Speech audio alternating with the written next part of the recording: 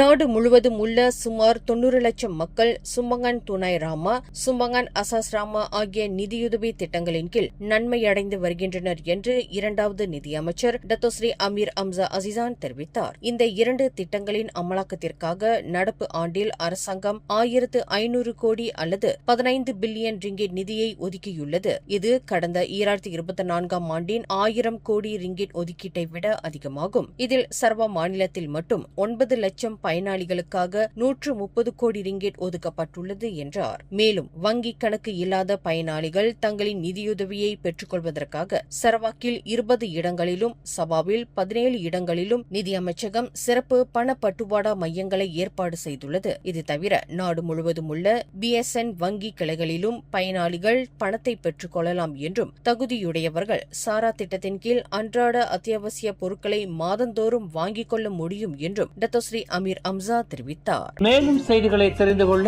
கீழே இருக்கும் பெல் பட்டனை அழுத்துங்கள். உங்கள் மகிழ்ச்சியை வெளிப்படுத்த லைக் மற்றும் ஷேர் செய்யுங்கள். தொடர்ந்து திசைகளோடு இணைந்திருக்க சப்ஸ்கிரைப் செய்யுங்கள்.